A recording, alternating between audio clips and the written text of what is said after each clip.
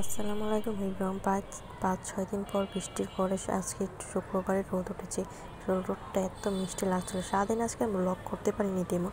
বিকাল টাইমে আমি যখন চা বানাচ্ছিলাম, এখানে আমি ক্যারামেল করে চা বানাচ্ছিলাম। ক্যারামেল করে চা বানালে খুবই শান্তি লাগে। এখন এখানে ক্যারামেলের মধ্যে দুধ আর চা পাতিগুলো মিশ্রণগুলো ঢেলে দেবো, এতে ফ্লেভারটা কিন্তু অনেক জোস হয়। আর পরিমাণ মতো পানি দিয়ে দেবো। সাধারণত আমি আর আব্বু খাচ্ছি, এর জন্য 2 কাপ পরিমাণে পানি দিয়ে দিলাম। এই 2 কাপ পরিমাণ পানি দিয়ে অনেকক্ষণ জাল করতে হবে, এতে কিন্তু ফ্লেভারটা অনেক ভালো আসে।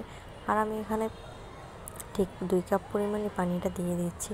আর 2 কাপ পরিমাণ পানি দেওয়ার পরে অনেকক্ষণ ঢেকে রাখবো যাতে চায়ের এর ফ্লেভারটা আসে। আর এই দেখো না কী যে সুন্দর একটা স্মেল, বিশ্বাস করে এখনও আমার মনে খেতে মন চাচ্ছে। আমি সাধারণত এইভাবে চা খাই, আমার বদ অভ্যাস। চায়ের মধ্যে চামচ আমার লাগবে। আর এখানে আমি একটু ভিউ নিচ্ছিলাম।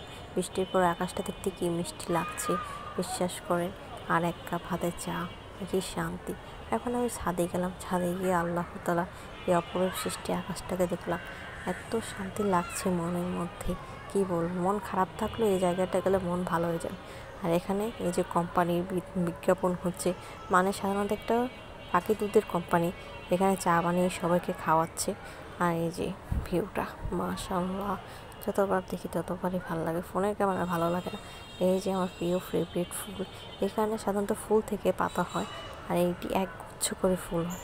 সন্ধ্যাবেলায় খেয়েছিলাম আমরা পুরি স্ন্যাক্স হিসেবে। এই পুরিটা এত মজা।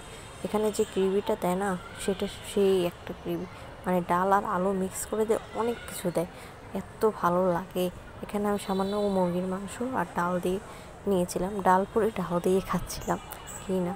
আচ্ছা, আসসালামু আলাইকুম। আমার ব্লগটা ভালো থাকলে অবশ্যই লাইক কমেন্ট করবেন, ফলো করবেন। ইনশাল্লাহ পাশে থাকলে পাশে পাবেন। সবাই ভালো থাকবেন। আল্লাহ হাফেজ।